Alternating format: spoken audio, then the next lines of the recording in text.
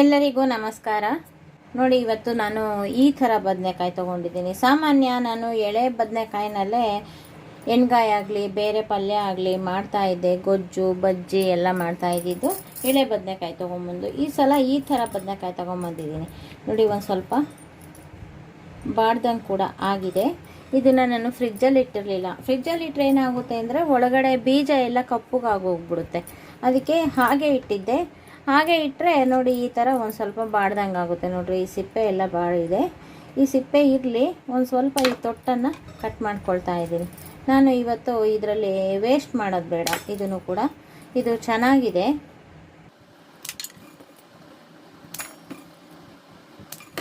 ನೋಡಿ, ಈ ರೀತಿ ಕಟ್ ಮಾಡ್ಕೊಂಡಿದ್ದೀನಿ. ಇದಕ್ಕೆ ಒಂದು ಸ್ವಲ್ಪ ನೋಡಿ ಬಟ್ಲಲ್ಲಿ ಒಂದು ಅರ್ಧ ಸ್ಪೂನಷ್ಟು ಎಣ್ಣೆ ತೊಗೊಂಡಿದ್ದೀನಿ. ಎಣ್ಣೆ ತೊಗೊಂಡಿದ್ದೀನಲ್ಲ, ಇದು ಸಿಪ್ಪೆಗೆಲ್ಲ ಒಂದು ಸ್ವಲ್ಪ ಎಣ್ಣೆ ಸವರ್ತಾ ಇದ್ದೀನಿ. ಒಂದು ಸಲ ಹಿಂಗೆ ಸವರ್ಕೊಂಡ್ರೆ ಸಾಕು, ಎಣ್ಣೆ ಸವರ್ತಾ ಇದ್ದೀನಿ. ನೋಡಿ, ಈಗ ಒಂದು ಇಡ್ಲಿ ಪಾತ್ರೆ ತಗೊಳ್ತಾ ಇದ್ದೀನಿ. ಇಡ್ಲಿ ಪಾತ್ರೆಗೂ ಕೂಡ ಒಂದು ಸ್ವಲ್ಪ ಎಣ್ಣೆ ಸವರ್ಕೊಳ್ತಾ ಇದ್ದೀನಿ. ಇದೀಗಾಗಿನ ತೊಳೆದಿರೋದು ಈ ರೀತಿ ಇರುತ್ತೆ. ಇದಕ್ಕೂ ಕೂಡ ಒಂದು ಸ್ವಲ್ಪ ಎಣ್ಣೆ ಸವರ್ಕೊಳ್ತಾ ಇದ್ದೀನಿ. ಅಂದರೆ ನಾವು ಬೇಯಿಸಿದಾಗ ಇದು ಸಿಪ್ಪೆನ ಚೆನ್ನಾಗಿ ಬಿಟ್ಕೊಳ್ಳುತ್ತೆ. ಅದಕ್ಕೋಸ್ಕರ ಈ ರೀತಿ ಎಣ್ಣೆ ಸವರ್ತಾ ಇದ್ದೀನಿ. ಹಾಗೆ ಕೂಡ ಬೇಯಿಸ್ಬೋದು. ಎಣ್ಣೆ ಸವರಿದರೆ ಸಿಪ್ಪೆ ಚೆನ್ನಾಗಿ ಬಿಟ್ಕೊಳ್ಳುತ್ತೆ. ನೋಡಿ, ಇವಾಗ ಐದನ್ನು ಈ ರೀತಿ ಇಡ್ಲಿ ಪಾತ್ರೆಯಲ್ಲಿ ಅಂದರೆ ಇಡ್ಲಿ ಪ್ಲೇಟ್ನಲ್ಲಿ ಜೋಡಿಸ್ಕೊಂಡಿದ್ದೀನಿ. ನೋಡಿ, ಈಗ ಒಂದು ಮಣ್ಣಿನ ಪಾತ್ರೆಯಲ್ಲೇ ನೀರನ್ನು ಕಾಯಲಿಕ್ಕೆ ಇಟ್ಟಿದ್ದೀನಿ. ಇದ್ರ ಒಳಗಡೆ ಒಂದು ರಿಂಗನ್ನು ಇಡ್ತಾ ಇದ್ದೀನಿ.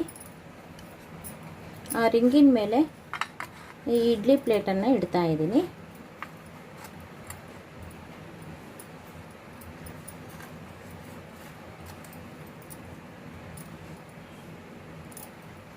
ನೋಡಿ, ಈ ರೀತಿ ಜೋಡಿಸಿದ್ದೀನಿ. ಇವಾಗ ನೀವು ಇಡ್ಲಿ ಬೇಯುತ್ತಲ್ಲ, ಅದೇ ರೀತಿ ಇದು ಬೇಯ್ಕೊಳ್ಳುತ್ತೆ. ಎಣ್ಣೆ ಹಚ್ಚಿರೋದ್ರಿಂದ ಸಿಪ್ಪೆ ಕೂಡ ಚೆನ್ನಾಗಿ ಬಿಟ್ಕೊಳ್ಳುತ್ತೆ. ಇವಾಗ ನಾನು ಇದನ್ನು ಮುಚ್ಚಿ ಬೇಯಿಸ್ಕೊಳ್ತಾ ಇದ್ದೀನಿ. ನೋಡಿ, ಗ್ಯಾಸ್ ಆನ್ ಮಾಡಿಬಿಟ್ಟು ಉರಿ ಮೀಡಿಯಮ್ಮಿಗೆ ಇಟ್ಬಿಟ್ಟು ಹೀಗೆ ಬೇಯಲಿಕ್ಕೆ ಇಟ್ಟಿದ್ದೀನಿ ಮುಚ್ಚಿ. ನೋಡಿ, ಕರೆಕ್ಟಾಗಿ ಮುಚ್ಕೊಂಡಿದೆ. ಈಗ ಇದು ಬೇಯಲಿ. ನೋಡಿ, ಇವಾಗ ಇದನ್ನು ತೆಗಿತಾ ಇದ್ದೀನಿ. ನೋಡಿ, ಚೆನ್ನಾಗಿ ಬೆಂದಿದೆ. ಸಿಪ್ಪೆ ಎಲ್ಲ ಸುಕ್ಕ ಸುಕ್ಕಾಗಿ ಇದಾಗಿದೆ. ಈಗ ನಾನು ಗ್ಯಾಸು ಆಫ್ ಮಾಡ್ತಾ ಇದ್ದೀನಿ. ಗ್ಯಾಸ್ ಆಫ್ ಮಾಡಿದ್ರು ಒಂದು 2 ನಿಮಿಷ ಹೀಗೆ ಮುಚ್ಚಿಟ್ಟಿರ್ತೀನಿ. ಒಂದು ಸ್ವಲ್ಪ ಚೆನ್ನಾಗಿ ಮೆತ್ತಗಾಗುತ್ತೆ. ಆ ನಂತರ ಫುಲ್ ತಣ್ಣಗಾಗಬೇಕು, ತೆಗಿಯೋಣ. ನೋಡಿ, ಬೆಂದಾದಮೇಲೆ ಒಂದು 2 ನಿಮಿಷ ಹಾಗೆ ಮುಚ್ಚಿಟ್ಟಿದ್ದೆ. ಈಗ ಇದನ್ನು ತೆಕ್ಕೊಳ್ಳೋಣ.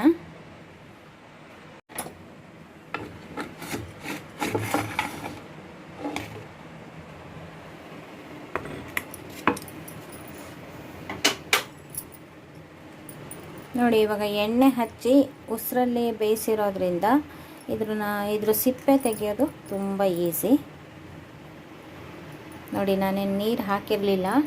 ಹಬೆ ನೀರು ಇದರೊಳಗಡೆ ನಿಂತಿದೆ.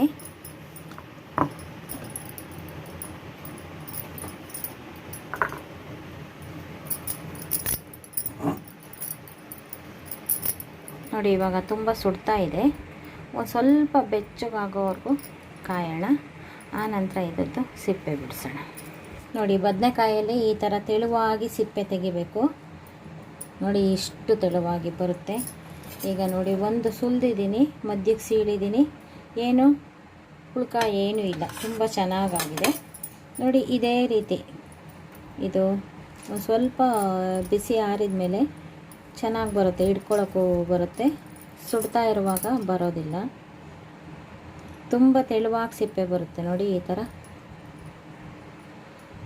ಫುಲ್ಲು ಎಲ್ಲದನ್ನು ನೋಡಿ ಈ ಥರ ತೆಗೆದುಬಿಟ್ರೆ ಎಷ್ಟು ತೆಳುವಾಗಿ ಬರುತ್ತೆ. ಒಂದು ಸ್ವಲ್ಪನೂ ಬದನೆಕಾಯಿ ಅಂಟ್ಕೊಳ್ಳೋದಿಲ್ಲ.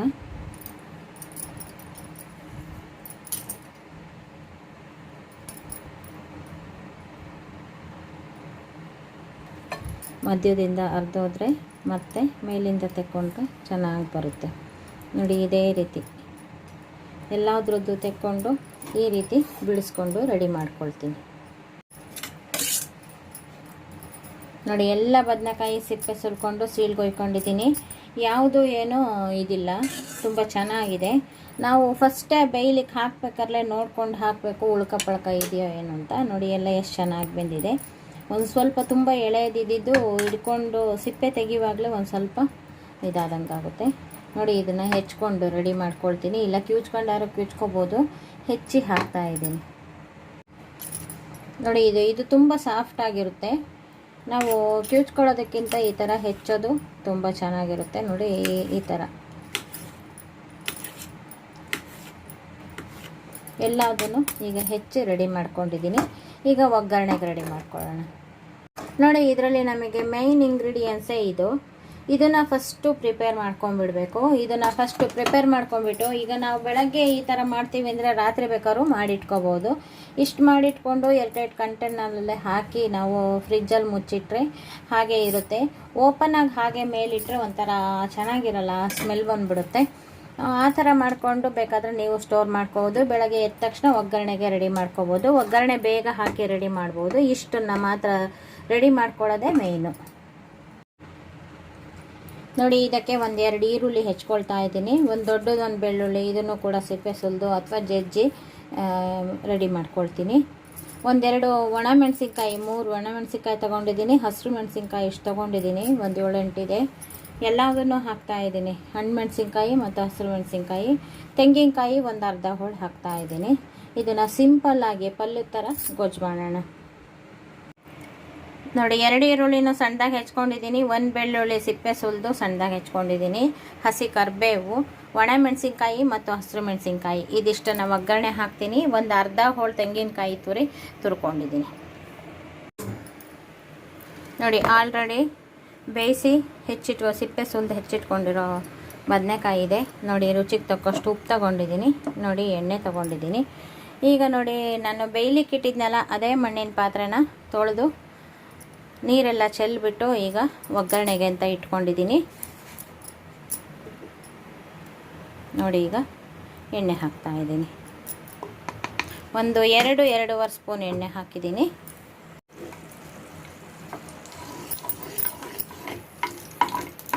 ನಾನು ಮಣ್ಣಿನ ಪಾತ್ರೆನಲ್ಲಿ ಅಡುಗೆ ಮಾಡಿ ಚೆನ್ನಾಗಿ ಪಳಗಿದೆ ಈ ಮಣ್ಣಿನ ಪಾತ್ರೆ. ನೋಡಿ ಒಂಥರ ಸ್ಪ್ರೆಡ್ ಮಾಡ್ತಾ ಇದ್ದೀನಿ. ಮಣ್ಣಿನ ಪಾತ್ರೆನಲ್ಲಿ ಅಡುಗೆ ಮಾಡಿದರೆ ತುಂಬ ಒಳ್ಳೆಯದು ಅಂತ ಡಾಕ್ಟ್ರುಗಳೆಲ್ಲ ಹೇಳ್ತಾ ಇರ್ತಾರೆ. ಆದ್ದರಿಂದ ನಾನು ಜಾಸ್ತಿ ಮಣ್ಣಿನ ಪಾತ್ರೆನಲ್ಲೇ ಅಡುಗೆ ಮಾಡ್ತಾ ಇರ್ತೀನಿ. ಈಗ ನೋಡಿ ಎಣ್ಣೆ ಕಾದಿದೆ. ನಾನು 1 ಚಮಚ ಸಾಸಿವೆ ಹಾಕ್ತಾಯಿದ್ದೀನಿ, 1 ಚಮಚ ಕಡಲೆಬೇಳೆ ಹಾಕ್ತಾಯಿದ್ದೀನಿ, 1 ಚಮಚ ಉದ್ದಿನಬೇಳೆ ಹಾಕ್ತಾಯಿದ್ದೀನಿ.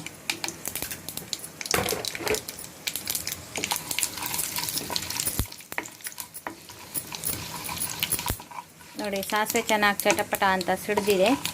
ಕಡಲೆಬೇಳೆ ಕೂಡ ಆಗಿದೆ. ಈಗ ನಾನು ಒಟ್ಟಿಗೆ ಒಣಮೆಣಸಿನ್ಕಾಯಿ, ಹಸಿರು ಮೆಣಸಿನ್ಕಾಯಿ, ಕರಿಬೇವು, ಬೆಳ್ಳುಳ್ಳಿ, ಈರುಳ್ಳಿ ಎಲ್ಲ ಹೆಚ್ಚಿಟ್ಕೊಂಡಿದ್ದೀನಲ್ಲ ಇದನ್ನೆಲ್ಲ ಒಟ್ಟಿಗೆ ಹಾಕ್ತಾಯಿದ್ದೀನಿ.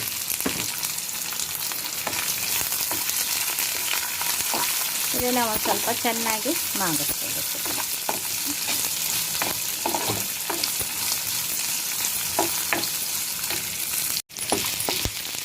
ನೋಡಿ ಈರುಳ್ಳಿನ ಒಂದು ಸ್ವಲ್ಪ ಚೆನ್ನಾಗಿ ಮಾಗಿಸ್ಕೊಳ್ತೀನಿ. ಈ ಪಾತ್ರೆ ಎಷ್ಟು ಗಟ್ಟಿ ಮುಟ್ಟಾಗಿ ಎಷ್ಟು ಚೆನ್ನಾಗಿದೆ ಗೊತ್ತಾ, ಅಡುಗೆ ಮಾಡಿ ಚೆನ್ನಾಗಿ ಪಳಗಿದೆ. ನಾನು ಈ ವಿಡಿಯೋ ಲಾಸ್ಟಲ್ಲಿ ನಾನು ಮಣ್ಣಿನ ಪಾತ್ರೆ ಕಲೆಕ್ಷನ್ನು ಅಂದರೆ ಎಷ್ಟು ಕಲೆಕ್ಷನ್ ಮಾಡಿಟ್ಕೊಂಡಿದ್ದೀನಿ ಅಂತ ತೋರಿಸ್ತಾ ಇದ್ದೀನಿ. ಅದು ಯಾವ್ಯಾವ ರೀತಿ ಪಾತ್ರೆಗಳಂತ ತೋರಿಸ್ತಾ ಇದ್ದೀನಿ, ಅದನ್ನು ಕೂಡ ನೋಡ್ಕೋಬೋದು.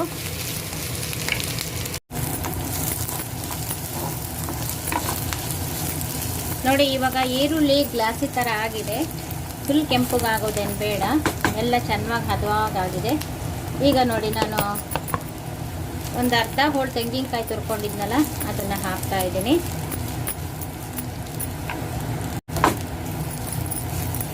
ನೋಡಿ ತೆಂಗಿನಕಾಯಿನ ಒಂದು 2 ಸುತ್ತು ಆಡಿಸಿದ್ರೆ ಸಾಕು.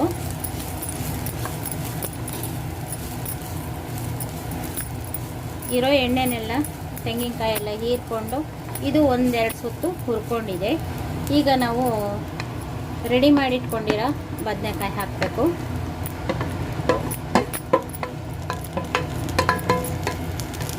ಇದು ನೋಡಿ ಪಲ್ಯ ಥರ ಆಗುತ್ತೆ, ಪಲ್ಯ ಥರ ಗೊಜ್ಜು. ಇದನ್ನೆಲ್ಲ ಚೆನ್ನಾಗಿ ಮಾಗಿಸ್ಬೇಕು.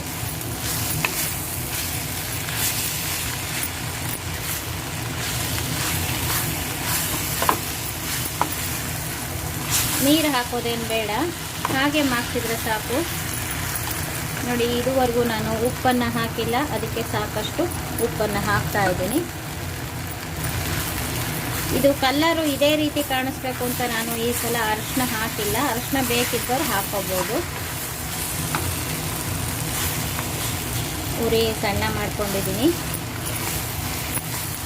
ಚೆನ್ನಾಗಿ ಕೈಯಾಡಿ ಮಾಡಿಸ್ಬೇಕು. ನೋಡಿ ಎಷ್ಟು ಚೆನ್ನಾಗಿದೆ, ಸಖತ್ತಾಗಿ ಬರ್ತಾ ಇದೆ.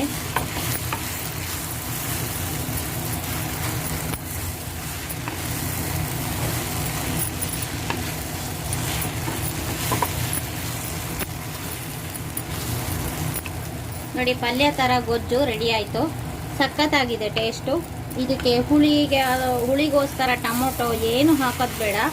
ಇದೇ ಥರ ಇದ್ದರೆ ಚೆನ್ನಾಗಿರುತ್ತೆ. ಬೇಕು ಅಂದರೆ ನೀವು ನಿಂಬೆ ರಸ ಹಿಂಡ್ಕೋಬೋದು ಲಾಸ್ಟಿಗೆ. ಸಖತ್ತಾಗಿರೋ ಅಂಥ ಪಲ್ಯ ಥರ ಗೊಜ್ಜು, ಬದನೆಕಾಯಿ ಗೊಜ್ಜು ನೋಡಿ ಎಷ್ಟು ಚೆನ್ನಾಗಿದೆ. ನೋಡಿ ಕಾವತ್ತು ಥರ ಬೇಯಿಸ್ಕೊಂಡಿದ್ದೀನಿ. ಇಷ್ಟು ಬೇಯಿಸಿದರೆ ಸಾಕು. ಸಖತ್ತಾಗಿದೆ. ಟೇಸ್ಟು ಕೂಡ ಉಪ್ಪು ಎಲ್ಲ ಕರೆಕ್ಟಾಗಿದೆ. ಬೇಕು ಅಂದರೆ ನಿಂಬೆ ಹುಳಿ ಹಿಂಡ್ಕೊಳ್ಳಿ, ಇಲ್ಲಾಂದರೆ ಇಷ್ಟೇ ಸಾಕು. ಇದು ಇದೇ ಥರನೇ ತುಂಬ ರುಚಿಯಾಗಿರುತ್ತೆ. ಸಖತ್ತಾಗಿರೋ ಅಂಥ ಪಲ್ಯ ಥರ ಗೊಜ್ಜು ತೋರಿಸಿದ್ದೀನಿ, ಬದನೆಕಾಯಿ ಗೊಜ್ಜು. ನೋಡಿ ಗ್ಯಾಸ್ ಆಫ್ ಮಾಡ್ತಾ ಇದ್ದೀನಿ. ಈ ವಿಡಿಯೋ ನಿಮಗೂ ಇಷ್ಟ ಆಗಿದ್ದರೆ ಲೈಕ್ ಮಾಡಿ, ಶೇರ್ ಮಾಡಿ ಮತ್ತು ನಮ್ಮ ಚಾನಲ್ಗೆ ಇದುವರೆಗೂ ಸಬ್ಸ್ಕ್ರೈಬ್ ಆಗಿಲ್ಲ ಅಂದರೆ ಈ ಕ್ಷಣದಿಂದ ಸಬ್ಸ್ಕ್ರೈಬ್ ಆದರೆ ನಿಮ್ಮ ದಿನನಿತ್ಯದ ಅನುಕೂಲಕ್ಕೆ ಬರುವಂತಹ ವಿಡಿಯೋಗಳನ್ನೇ ನಾನು ಮಾಡ್ತಾ ಇರ್ತೀನಿ. ನೋಡಿ ನಾನು ಕಲೆಕ್ಟ್ ಮಾಡ್ಕೊಂಡಿರೋ ಅಂಥ ಮಣ್ಣಿನ ಪಾತ್ರೆಗಳು ಪಳಗಿಸಿದ್ದು ಮತ್ತು ಹೊಸದು ಎಲ್ಲ ಇದೆ. ನೋಡಿ ತುಂಬ ಚೆನ್ನಾಗಿದೆ, ನನಗೆ ತುಂಬ ಇಷ್ಟ. ನೋಡಿ ಇದು ಸಂಕ್ರಾಂತಿಗೆ ನಾನು 5 ಕಳಸ ಇಡ್ತೀನಿ. ಅದಕ್ಕೆ ಡಿಸೈನ್ ಇರೋ ಅಂಥದ್ದು ತುಂಬ ಚಿಕ್ಕದಿದು. ಅದಕ್ಕೆ ಮುಚ್ಚುಳನೂ ಕೂಡ ಡಿಸೈನ್ ಇರೋ ಅಂಥದ್ದು. ಈ ಥರದ ಕಲೆಕ್ಷನ್ನು ಒಂದ್ಸಲ ತೋರಿಸಿ, ಒಂದ್ಸಲ ವಿಡಿಯೋ ಮಾಡಿದ್ದೆ ನಾನು. ಇದು 5 ಕಳಸದ್ದು. ಆಮೇಲೆ ಇದು ಚಕ್ಲಿ ಉರುಳಿಂದು ಬೆಲ್ಲೆಗಳೆಲ್ಲ ಇದರೊಳಗಡೆ ಇದೆ. ನೋಡಿ ನಾನು ಅಷ್ಟನ್ನು ತೊಳೆದ್ಬಿಟ್ಟು ಒರೆಸ್ಬಿಟ್ಟು ಹರಡಿದ್ನಲ್ಲ ಮಣ್ಣಿನ ಪಾತ್ರೆ, ನೋಡಿ ಅಷ್ಟನ್ನು ಜೋಡಿಸಿದ್ದೀನಿ. ಅದೆಲ್ಲ ವೈಟ್ ವಾಶ್ ಮಾಡಿರೋದು. ಇದೆಲ್ಲ ಹೊಸ ಪಾತ್ರೆ. ಇದರಲ್ಲೂ ಒಂದು ಸ್ವಲ್ಪ ಅರ್ಧ ಹೊಸ ಪಾತ್ರೆ ಇದೆ. ಕೆಳಗಡೆದೊಂದು ಬ್ಲ್ಯಾಕು ಮಾಡಿದ್ದೆ. ನೋಡಿ ಇದೆಲ್ಲ ದಿನನಿತ್ಯ ಬಳಸೋ ಅಂಥದ್ದು. ಇದನ್ನು ಹಾಕಿದ್ದೀನಿ. ನೋಡಿ ಇದು ಲೋಬಾನ ಹಾಕೋದು, ಅಂದರೆ ಸಾಂಬ್ರಾಣಿ ಹೊಗೆ ಹಾಕೋದು. ಇದು ಕೂಡ ಮಣ್ಣಿಂದು. ಎಲ್ಲ ತೊಳೆದಿಟ್ಟಿದ್ದೀನಿ. ನೋಡಿ ಇದು ಎಲ್ಲ ರಿಂಗುಗಳನ್ನು ಹಾಕಿದ್ದೀನಿ. ನೋಡಿ ಅಲ್ಲಿ ಒಂದು ಜರಡಿದು ಉಳಿದಿತ್ತಲ್ಲ ಅದನ್ನು ಹಾಕಿದ್ದೀನಿ. ಅಲ್ಲಿ ಡಿಶ್ ವೈರಿಂದ ಹಾಕಿದ್ದೀನಿ. ಇಲ್ಲಿ ತೆಂಗಿನ ನಾರಿಂದ ಹಾಕಿದ್ದೀನಿ. ಇಲ್ಲೂ ಕೂಡ ಡಿಶ್ ವೈರಿಂದ ಹಾಕಿದ್ದೀನಿ. ಈಗ ಇದು ಸ್ಟೀಲಿಂದು ಮತ್ತು ಇದು 3 ಉಳಿಸ್ಕೊಂಡಿದ್ದೀನಿ. ಯಾಕೆಂದರೆ ಈಗ ಬಿಸಿ ಪಾತ್ರೆ ಇಡಬೇಕಾದ್ರೆ ಇದು ಮ್ಯಾಟ್ ಹಾಕಿದ್ದೇವಲ್ಲ, ಇಲ್ಲಿ ಬಿಸಿ ಪಾತ್ರೆ ಇಡಬೇಕಾದ್ರೆ ಇದನ್ನಿಟ್ಟು ಇಡಬಹುದು. ನೋಡಿ ನನಗಂತೂ ತುಂಬ ಇಷ್ಟ ಮಣ್ಣಿನ ಪಾತ್ರೆಗಳು ಅಂದರೆ. ಬೇರೆ ಯಾರಾದರೂ ಏನಾದರೂ ತಿಳ್ಕೊಂಡ್ರೆ ಅದು ನನಗೆ ಗೊತ್ತಿಲ್ಲ. ನನ್ನ ಇಷ್ಟಕ್ಕೆ ನಾನು ಈ ರೀತಿ ಜೋಡಿಸ್ಕೊಂಡಿದ್ದೀನಿ. ಈಗ ಮನೇನ ಮೊದಲಿಂದ ಹೊಸದಾಗಿ ಇದು ಮಾಡ್ಕೊಂಡಿದ್ದೀವಲ್ಲ, ಅದಕ್ಕೆ ಎಲ್ಲದನ್ನು ಕೂಡ ತೊಳೆದು ಇಟ್ಕೊಳ್ತಾ ಇದ್ದೀನಿ. ನೋಡಿ ನಾನಿನ್ನೂ ಮಿಷನ್ ಜೋಡಿಸ್ಕೊಂಡಿಲ್ಲ. ಮಿಷನ್ ಜೋಡಿಸ್ಕೊಂಡ್ಮೇಲೆ ನೀಟಾಗಿ ಒಂದು ಸ್ಕ್ರೀನು ಮಾಡ್ತೀನಿ. ನೋಡಿ ಇದೆಷ್ಟನ್ನು ಹಾಕಿದ್ದೀನಲ್ಲ, ಈ ರೀತಿ ಇಲ್ಲಿ ಮೇಲೆ ದೇವ್ರ ಮನೆ ಇದೆ, ಆವಾಗ ನೀಟಾಗಿ ಮುಚ್ಕೊಳ್ಳುತ್ತೆ.